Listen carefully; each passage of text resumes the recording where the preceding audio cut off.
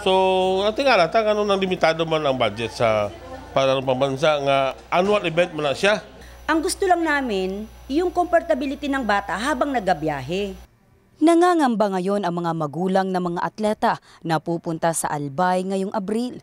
Ayon kay John Paul Hubilag Sr., kung saan isa ang anak niya sa mga atleta, hindi raw biro ang pagsakay ng van kung saan aabuti ng halos 4 na araw ang biyahe. Imagine ang biyahe na it's a long trip going to Albay. Dili siya number of hours lang, kundi number of days ang atong So mga 3 days yun siya actually ang minimum travel sa mga bata. Naniniwala naman si Ferdy Balmes na delikado para sa kanilang mga anak ang pagbabiyahe sakay ang van dahil sa nangyari umano sa mga atleta na maglalaro sana sa Philippine National Games o PNG na naaksidente sakay ang van. Ang among concern, wala may nagakuhan nga, dapat nga air travel. Air travel kasi Luzon yan. Malayo-layo po yan. Wala may nag-andoy anak kay amo nang sabot ang ilang kahintang sa DepEd kay wala daw budget. Pero unta kami pamatian pod as parents, asa ang among security, asa ang among safety sa among mga anak. Unang beses anya ito ngayon nasasakay sa van ang mga bata. Dati kung hindi eroplano, bus umano ang kanilang sinasakyan.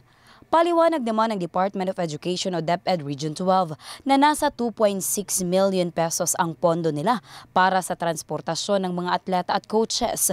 Pero ang budget na hiningi ng bus company ay aabot umano sa sobra 4 na milyon pesos.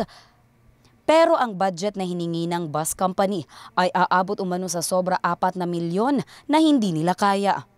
Ang 2.6 million budget for the transportation, naka-field jets yan. Ngayon, kung sinong nakasilip doon kung sinong nakabukas doon sa field jets, dapat bumili sila ng lead documents. Okay po.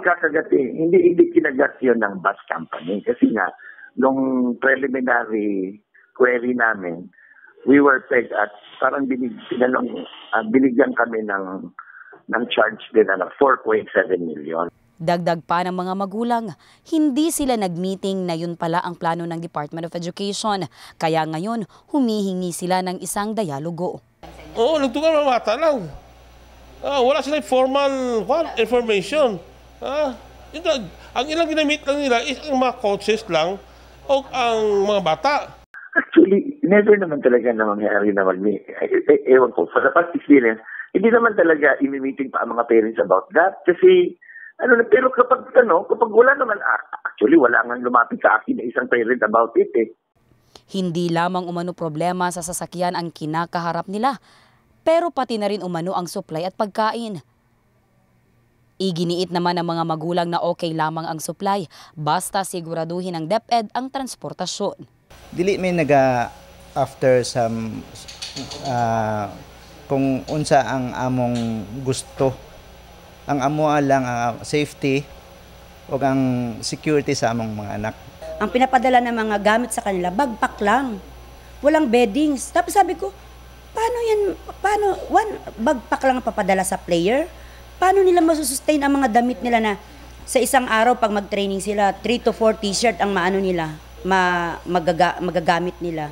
Bukas anya isasagawa ng DepEd ang bidding kung ano ang sasakyan ng mga atleta papuntang Albay sa ika-4 ng Abril. Pero base kay Dr. Bayukot na lahat ng mga sasali sa bidding ay van company. Wala namang bumili na bus company. Wala kasi wala namang bibili ang bus company ngayon kung gusto nila. Kasi bukas pa naman yata. Bukas pa po yung bidding. Dagdag pa ng mga magulang, baka i-boycott na lamang nila ang pagpapalaro sa kanilang mga anak dahil sa seguridad. Ay magkuan gid mi. O dili may magkuan. Di karon kausa karon nagakausa na may hinay-hinay.